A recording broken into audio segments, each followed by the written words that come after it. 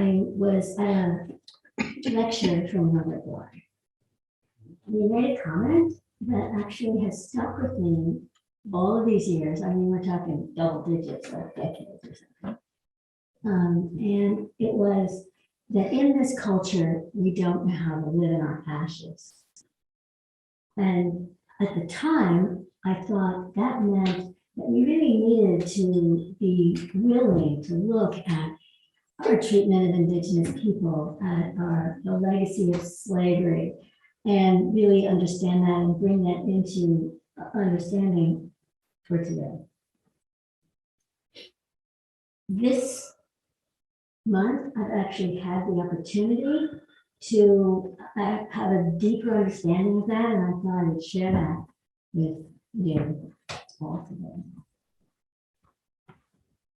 The first piece came from a book that actually read in my book club called The Theater of War by Brian Dougherty. It was actually one of the members of the book club wouldn't even read the book because of the title, but actually it was very uplifting. The author, Brian Dougherty, he was a classics major in college, and unlike most classics majors that get PhDs and teach other classics majors, he actually went in a different direction. He had the belief, the firm belief, the calling that the Greek tragedies had something to teach us today. And he was especially taken with Sophocles. This book is actually focused on the plays of Sophocles, Ajax. Sophocles is most known for Oedipus Rex and Antigone. So this is a lesser known, but it really is relevant to today. And what you want to picture is that these plays were given in Athens in the middle of the town, and there would be thousands of troops. Athens was in war for about 80 years. And this experience was where the community would come together and they would have war games, tests of endurance and strength, and they would give the armor of the fallen soldiers to their friends or family and honor the people who had made that, men who had made that sacrifice. So this play, Ajax, is written about the Trojan War, which was 1200 BC, and this would have been performed in the 5th century in Athens. And it was about the death of Achilles. Ajax was the best friend, cousin, and compatriot of Achilles, who was probably the best warrior in the Trojan War. But Ajax was called the shield, because he would go into the most dangerous situations and he would shield the army, and he would shield Achilles. But in this case, unfortunately, Achilles. The play is about the death of Achilles. And you can imagine that Ajax was bereft, was tortured. He was so unhappy. And then generals knew that this was a really terrible time for the soldiers. So they thought they would have a festival, which included war games, tests of endurance, and the prize was going to be Achilles' armor. Ajax easily beat all of his compatriots with tests and endurance, but another part of the contest was oratory, and Ajax is a soldier, you know, he's like a man of few words. He's not like a guy who can really speak. And unfortunately for him, Odysseus was one of the other soldiers, and he's a politician. And so he gives this beautiful oration and he gets the armor. And Ajax is just enraged because he was supposed to get it. He's the cousin, he's the, you know, he's the guy. And he goes into this blind rage. He goes out to he tells his wife that he's going to kill himself. This was one of the few plays in which the wife is foregrounded, because she says, no, don't do it, of course. But he goes anyway, and he actually mistakes the cattle for the enemy, and he stabs the cattle. In the morning, he realizes what he has done, that he has destroyed some of the food supply for the soldiers. And now he's not only enraged, but he's also he's consumed with shame, and he falls on his sword. So he goes to Brian Dories gets the idea that he really wants the military to see this play. And he gets the support of some of the famous actors in California and New York. And he puts on this play. He has a reading, not a play, excuse me, it wasn't a play, it was just a reading for the soldiers.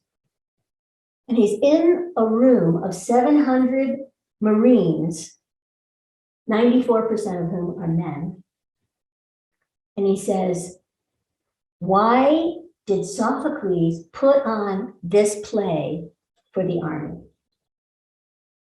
And a corporate in the Marines raises his hand and says, to boost morale. To boost morale, really? I mean, this is such a sad tale. How is it that that's going to boost morale?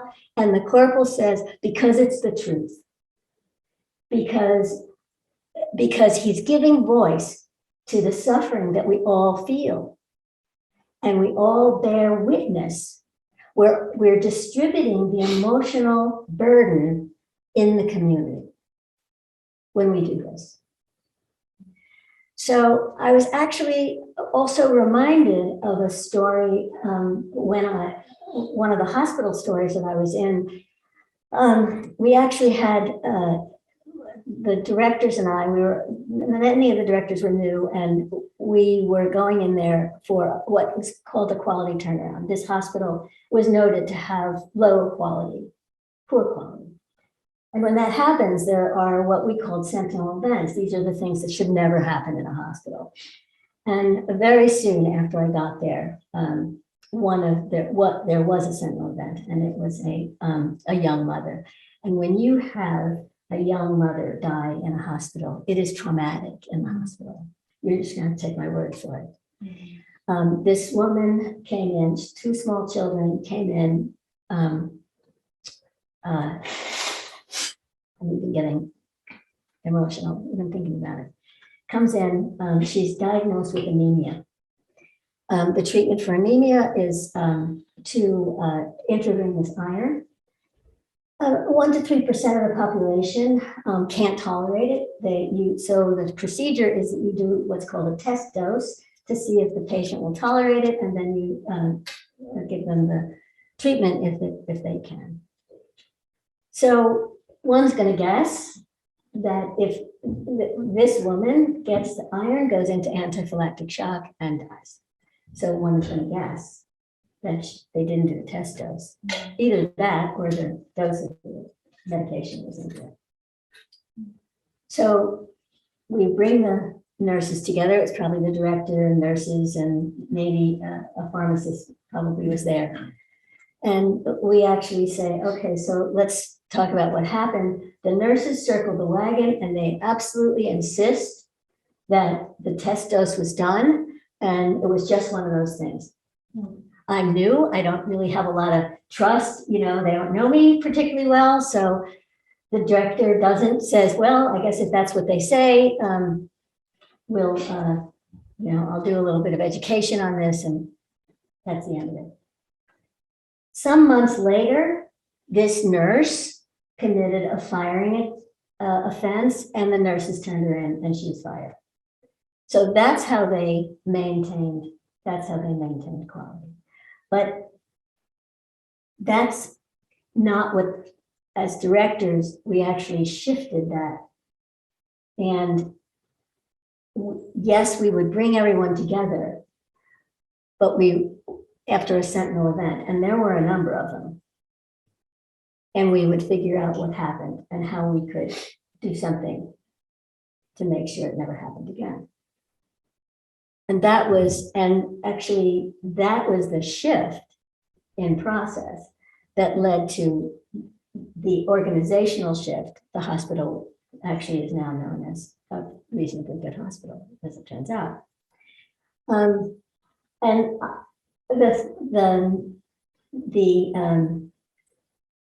the thing to know is that grief is a community experience.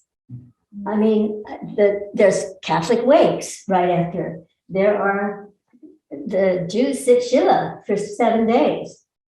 And we have funerals for thousands of years have had community experiences in order to share the burden of grief.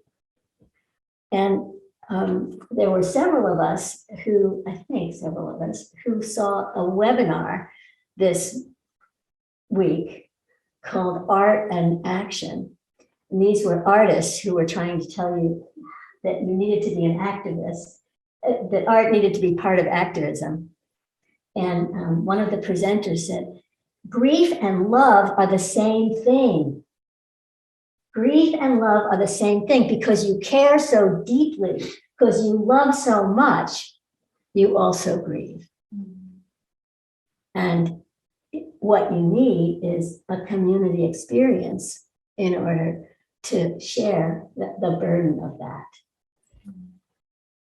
So I thought I would end with Avani, a paragraph from Avani. So for those of you who don't know, the preceptor for Ananda Seva is Sri Sri Ananda Murti's pictures there. And when he was alive, he used to give 2 messages, one on his birthday in May and one on the first of the year.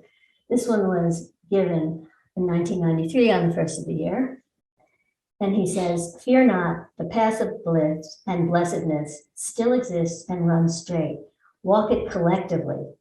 Take the hands of those around and bring them with you on this path of blessedness. All that you need will be provided. Walk forward together, oh my children.